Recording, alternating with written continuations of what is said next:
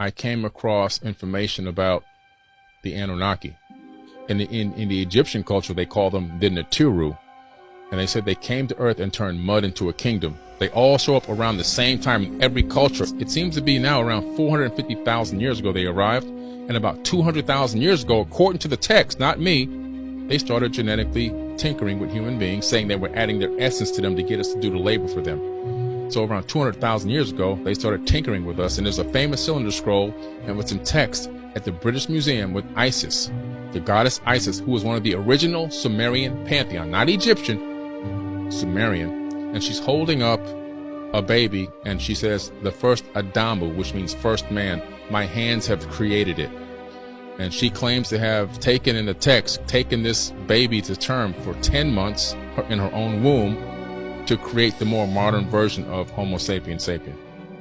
These have been translated since the 1800s. So Cambridge and the British Museum have translations, and then UCLA did an amazing thing. There's over 1 million tablets that have now been, out there, and they've got hundreds of thousands translated.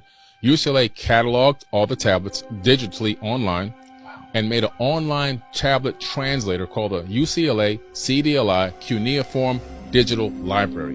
And you can go there and take a tablet off the shelf and drop it into a translator and read it for yourself. I've been to the British Museum in person as well. I've been to the Ashmolean Museum in Oxford, England as well, and looked at these tablets with my own eyes. And I've got pictures of me obviously standing next to them, but they're real tablets. And I've done lectures on this for the last, 4 or 5 years. These tablets are amazing because this is as close as we're going to get to the truth. And they're talking about beings living in other planets, coming to this planet, engaging mankind, teaching mankind about weapons, war, genetically modifying humans for the purpose of turning us into slaves to do a lot of the labor for them, and living on Mars. And how many years ago were these tablets created, apparently, or supposedly? The most recent version is back around 6,000 to 7,000 years ago, which is why, there goes the translator site, the Bible, people who believe in the Bible believe the Earth is only 6,000 years old because the story is copied from 6,000-year-old tablets. That's the beginning of the creation of the Earth, is in the Enuma Elish. That's actually the creation of our entire solar system is in there. The Earth is just a small part. And please, guys, don't fight over the race stuff. It doesn't make any sense. If a black person wants to know about ancient history, to find out if people are black in ancient history, let them find out. Like, just don't do it to us. Just relax, okay? I don't like it when people start to, you shouldn't be asking about race. No, we should be, because we need to know. You got to remember that black people's entire ancient past have been robbed and stolen away. We don't know anything about ourselves. We're one of the very few races of people on this planet that are completely lost.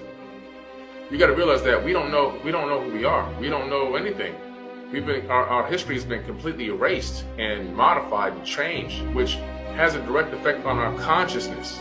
So it's like if you were adopted and then you have a quest, you have this inner yearning to find out who was your mom, who was your dad. And people spend their entire lives researching and trying to trace and track down who their original parents were. It's this yearning inside. So if you hear a black person asking questions about were these people black or were they black pharaohs or whatever, don't chastise them. Don't get angry at them. Don't write, we're all the same race. Yeah, we know that we're all the same race. I mean, that's common sense. But what we're trying to say is we're trying to get down to understand, like, who we are, where do we come from, what are we connected to? Because if you look at the most chastised and most abandoned and most abused people on the planet Earth, unfortunately, right now, it's black people. For thousands of years, it's been this way.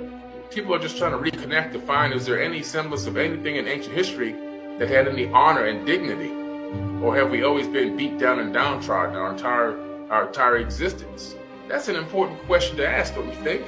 Just for the psyche, just so people can understand, like, man, are we always in this situation like this? Have we always been the worst people on the planet in terms of the way we've been treated? Or was there a golden era where we had, we had a time that we had good things going on and we lived good and people didn't abuse us and kick us and us in the back of our heads? I think that's a real honest and a simple question to be wanting to know. I mean, it's not even like a stretch to be like, hey, were there any black people back? I want to know too. It's a natural human instinct to want to know where you came from and what you're connected to. What was your past like? What was it like back then? And so that's why I do these videos. It ain't about black people are better than white people and all this other kind of stuff. It's just to educate and bring forth information that might bring some closure or some confirmation to some people to make them feel like, wow, you know, okay, it's good to know that it wasn't always the way it is right now. Okay? These beings were so much more advanced than we are now. Why would they have emotions like jealousy and anger and all these primal sort of emotions? I mean, these sort of things with our species are like the worst thing. Right. They're the reason we go to war and kill each other and people starve. Yeah, and that's a great question. So when you read the beginning of how they started out, it appears that there was a galactic war millions of years ago in the Pleiadian star system. Planets were being destroyed. They had weapons called the Brahmanda weapon, which would destroy any man on 3 worlds. They had these tablets of destiny, which whoever had control can destroy people's planets and moons. Debris. Imagine in this solar system, debris going everywhere and hitting planets, destroying civilizations. We would flee if we could. People started fleeing these star systems around the Pleiades millions of years ago, creating breakaway civilizations in other parts of the galaxy, different sector altogether. The Anunnaki people, these Atlantean people, they went and started off in another place. They had risen to a high level there. They had done away with the weapons of, then this is interesting, weapons of mass destruction. They had a weapon called a WMD. They were forsaken. A small group of these people broke away and came to kickstart a civilization here on Earth. They stole some of the WMDs and brought them with them. This is in ancient tablets. They put them hid them in a mountain and swore never to use them. But when they got here and they started doing what they were doing and they started breaking all their own rules, they began to realize there's nobody here to guard us. There's nobody here to stop us from doing this. And they said the creator of all is going to get us for this. They even believed somebody was higher than them. They realized that they were acting like the Wild Wild West here. And they started off very strict, and then they gradually, with nobody overseeing them really, they started like going back primal. In other words, the thoughts of war and this and the greed and all that crept back in, and eventually somebody went and got the weapons and they started fighting each other with the weapons. So it was this gradual process over 100,000 years or so between them coming in with a very strict set of rules and of engagement and everything else, until it just collapsing over time and realizing, who's going to stop us? Who's going to tell me I can't do this? Nobody's going to come here and stop me from doing it. There's no law here. And then they just went rush out. They went crazy. Backwards, kind of. Yes, they went backward. They backslid hard. But it took a couple 100,000 years before they fully backslid. Are the Anunnaki black or African descent? So if you look into the research of the Sumerian tablets, the Enuma-Elish, Epic of Gilgamesh, for example, the Atrahasis epic, the Code of Hammurabi, and you see a couple of different descriptions of how these people looked. You look into the Egyptian Book of the Dead, which is also talking about these same exact people, and then you also go to Egypt and you read the hieroglyphs. You find out something very interesting. They had African features, but some were almost like a vitiligo type situation where people have these huge patches. They also had some that were extremely dark. If you look at the Sphinx's face of the Sphinx, it's one of the oldest structures still left in Egypt. That is the face of Amun-Ra's son. And so you're looking at the nephew of Thoth the Atlantean. And so you can see the features clearly show that more of an African feature. Some were dark, some had this vitiligo skin. Some of them had light skin, yellow and pale skin, but had African features, blue eyes, and still had naughty blonde hair. Not naughty, but still blonde. Interesting descriptions. These descriptions are really like all over the place.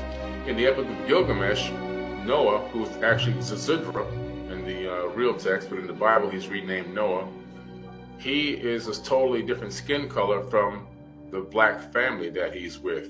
His skin is glowing bright, he's got blue eyes, but he's got these African type features.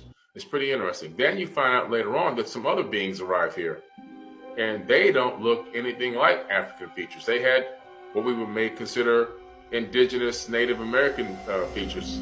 I don't like to use the word Indians, but they had some more Arabic features. Some had more Asian features, and some had Caucasian features. So we see this mix of different races, and I believe that's because they came from different star systems. That's my personal opinion. when I look at a lot of the ancient texts, I start to see that beings were coming here, but not just from one place, but they were arriving on this planet from multiple places. And according to ancient tribes, this is what they were saying.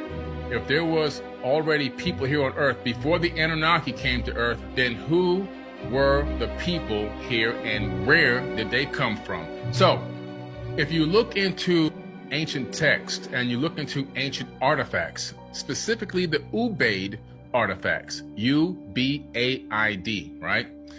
These people were here long before the Anunnaki even arrived on Earth. When the Anunnaki arrived here, that culture was already here. And we know this because the buildings and structures that they lived in, even though they are all worn down, the walls and roofs are missing, we can see traces and remnants of their civilization, and we found hundreds of their statuettes, which depicted them as a monarchy type of a structure civilization, and they had ranking in between their queen or king, whatever they called it, because we can tell by the depictions of them with these statuettes, with the types of clothing, when they had the staff in their hand, when they had the royal type of a loincloth versus some of them actually having a short cloth and some actually just kind of similar to how it was in ancient Egypt.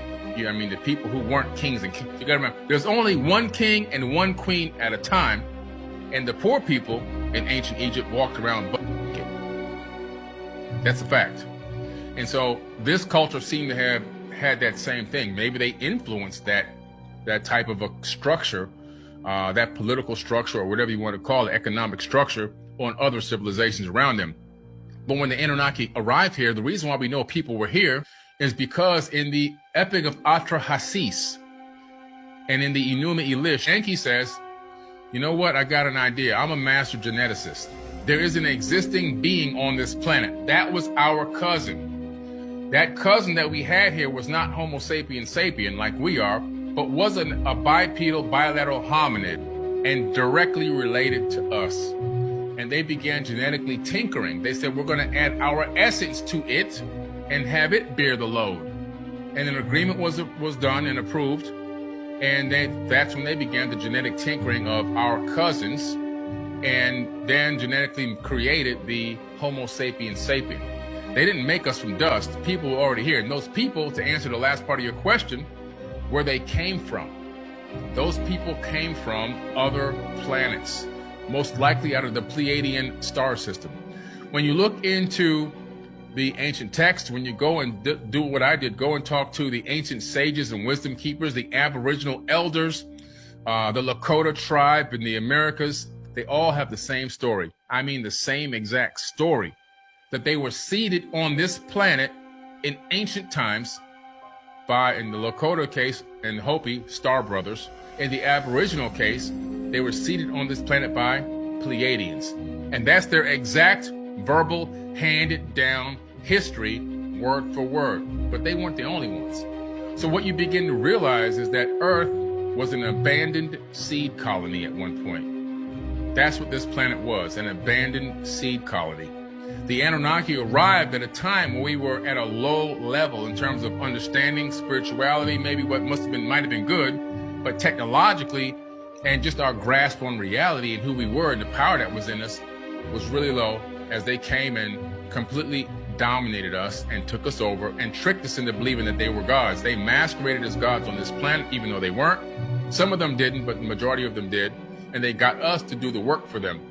And we did it gratefully and happily because we thought it was in honor of the gods. And so that answers your question there.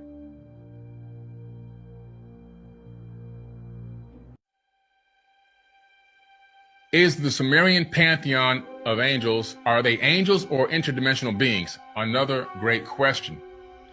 So a lot of people, and I do mean a lot of people, don't believe that the Anunnaki were actual physical beings in the flesh, right? In the third dimension. I beg to differ. And the reason why I beg to differ, the reason why I don't believe that they were interdimensional beings, I believe they were physical beings that put their pants on one leg at a time, just like we do, is because the account of them in the Sumerian tablets, in the Mahabharata, in the Bhagavad Gita, in the Indian Vedas, in the Tibetan Book of the Dead, in the Egyptian Book of the Dead, in the biblical text, in the Torah, no matter where you go, you find the Anunnaki. And they are real flesh and blood people. And the reason why we know this is because there are drawings and etchings and carvings of what they look like. There are remnants of the structures that they designed to have built all over the world. They're called megalithic structures. And the most incredible one, of course, is the Great Pyramid at Giza. That's one of the most incredible ones because it has so much information stored inside that one structure. The Great Pyramid at Giza is a multifunctional stone computer. It also is an astronomical keeper of space and time. It can tell you the distance from the Earth to the moon, the distance from the Earth to the sun, the circumference of the sun, the circumference of the moon, the speed of the Earth on its axis, the speed of the Earth around the sun, the speed of the sun around the galactic equator, and the speed of our galaxy around the local cluster can all be calculated from the stones inside the Great Pyramid at Giza. If you then take a look from the sky down on top of Giza, where you have the three pyramids, including the Great, of course, you then can make concentric circles going around, which create a diagram that connects to the local temples and pyramids there within the Giza Plateau. When you take a map from NASA of the interplanetary solar system, that's the Sun, Mercury, Venus, Earth, and Mars, and you take that diagram and download it from the internet and overlay it scale it up, scale the image of Giza down and overlay it on Giza, it's a perfect match. You see where the planets are, their orbits, and you can even tell the astronomical units. In other words, the distance from planet or moon to planet right there within that diagram. A perfect match. Giza is a perfect match of the interplanetary solar system. Incredible. And so on top of it being a power generator and so many other things, it's a real incredible site. But again, all this is done by high technology and advanced beings, in my personal opinion, that walked in the actual flesh. You see accounts of them in the Bible, have women, have men. You see them in accounts in the text from all over the world, going to battle, going to war. They put on military gear. They had weapons. They would go to battle with humans to go against other humans and so forth, and even against each other. Like in the Mahabharata, they would have these huge wars in the sky, and people would be looking up and watching these flying cities go to battle against each other. So in my personal opinion, it just doesn't sound interdimensional at all. Now, what is interdimensional according to an account in ancient texts would be from the Nag Hammadi scripts, where they talk about two specific beings, one that kind of almost looks like a reptilian being that has the capability of phasing out of our dimension, and it somehow attaches itself to people and tries to remote control them according to these texts. And then another one which looks like a description of a gray alien, which has also that kind of a weird capability, but that both of these beings are actually archons that suck the life out of people through their emotions, that they generate fear and distrust and anger and envy and war, and in some weird way, multidimensionally, they're able to eat that energy, that low frequency. And so that's talked about in the Nag Hammadi, but the Anunnaki themselves, I believe that they were flesh and blood people. Great question there. By Compendium of the Emerald Tablets by Billy Carson. Was Akhenaten Anunnaki? Now that's a great question. You see, when you look into a lot of these ancient Egyptian texts, you discover a lot of stuff about these people, especially when you look in there and you look into the ancient texts. You begin to realize that that after the Great Flood, kingship was handed down from the Sumerian kings list, which is located in the Ashmolean Museum in Oxford, England. I've been there in person and taken a picture of it myself. But after the Great Flood, they decided to hand kingship down to a liaison between them and the general population of humans. They were called pharaohs, aka kings. And to keep the bloodline established and to have that communication with a person that they felt that they could trust, that pharaoh would have to be half human and half Anunnaki, or what they call in Greek, demigods. And so they would mate with a human woman or impregnate her through in vitro fertilization so that she would have their seed, and that person would be their offspring, and that would be the liaison that would rule over the humans and speak between them and these gods, which is exactly what Akhenaten was doing. He had to answer to Aten, aka Amun-Ra. That was who he answered to. And Amun-Ra told him, start going around and defacing all the gods all throughout Egypt and throughout the lands. And he sent his team, his military, to go out and start chipping away at every single face that existed. And the Egyptians started panicking. They said, this guy's erasing all of our history. So they ousted him. And that's how come he ended up getting kicked out of Egypt. And then they killed his son, King Tut, right, pretty quickly after. But what's interesting is you look at his face, you look at his body. He didn't have the typical Egyptian look, right? He had a weird shaped body and his super elongated head. And all of his kids had these gigantic heads. Even his wife had a gigantic head. His mother was Queen Taye, and his father was Amenhotep III, right? And you look at their heads, also massive. So it's pretty interesting that this lineage had been established, and this is the lineage that was ruling over Egypt. These people with these super gigantic skulls with massive brains inside of them. Pretty interesting stuff. By Compendium of the Emerald Tablets by Billy Carson.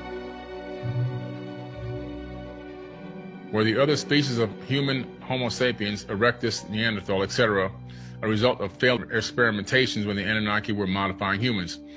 Not necessarily failed experimentations. However, we do know that the existing hominid that was here, there were a couple here, one being obviously Neanderthal and the other one being another type of a hominid, which is probably more closely related to us.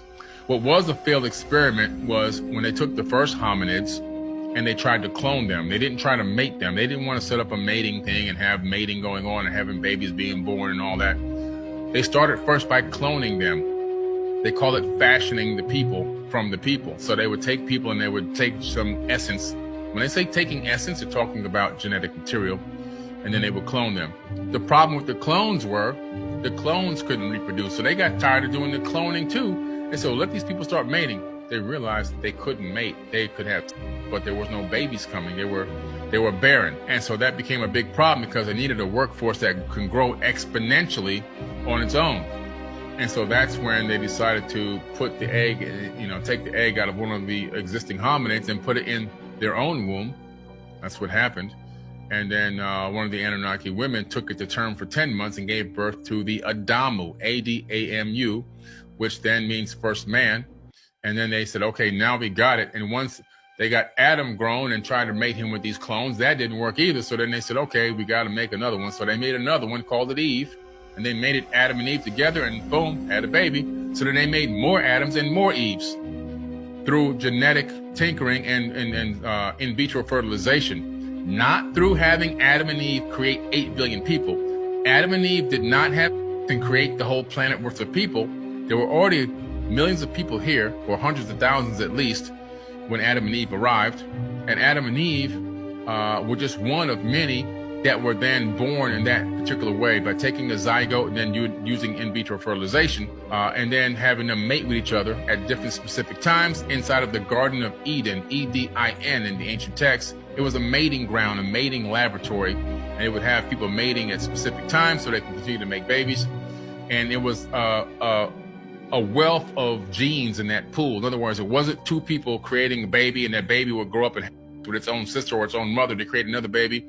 They had created enough genetic material, genetic diversity, to allow the species to continue to replicate and produce on its own here. So tonight I'm going to talk about Enlil and his all-seeing eye. How did I come across this theory of Enlil having an all-seeing eye and putting it into my documentary, The Black Knight Satellite? Well, it's pretty interesting. Years ago, I was reading the Sumerian tablets, and I came across several accounts of Enlil talking about human beings and how they were bothersome and how they were making too much noise. He would know from his point on, and after he lived in Africa, he would know where people were on the earth, how many people were in a certain area. He would know population densities. Now, how in the world would this guy know population densities in other regions of the planet thousands, tens of thousands of years ago? He would know their crops. He would know how much crops they had, if the crops were doing good or bad. He would know if the people were acting out, acting crazy, rioting, or being calamitous, as he called it, or noisy. And depending on what people were doing in different areas of the planet, he would create order, believe it or not, order. And he would have people off in various different ways. This is all in the tablets. One of the ways he would do it, he would spray their crops to dry them out so that the people would starve to death in certain areas to cull the population, he called it. So think about that. We're talking about chemtrails in ancient times already existed. So what you see in the sky, these chemtrails, nothing new. He did it already. Enlil did it already. Yahweh from the Bible, he did it already. Killing off through destroying their crops. He would also release plagues on people. Sound familiar? People off. Sound familiar? Yeah. And all these other things they keep coming with over the years that, you know, all these different things that they literally create in the laboratories and release on populations. Yeah, that already happened in ancient times. Nothing new. Nothing new. Okay? And then another way he would do it is he would outright have his guards, his military people, just outright slaughter. Outright just slaughter. Various different ways and various different techniques he would use to kill the population. But his big method was killing the crops, and so they could starve to death, which is a brutal way to die. And the other biggest method was through different types of plagues. He would release different types of plagues. And those plagues were designed to reduce the population. We have people right now on this planet today, super elites that want to reduce, and they're still doing that crap to this very day. It hasn't changed. Nothing's changed. It's just a different era. But the techniques and so forth that were used back then, still being used right now.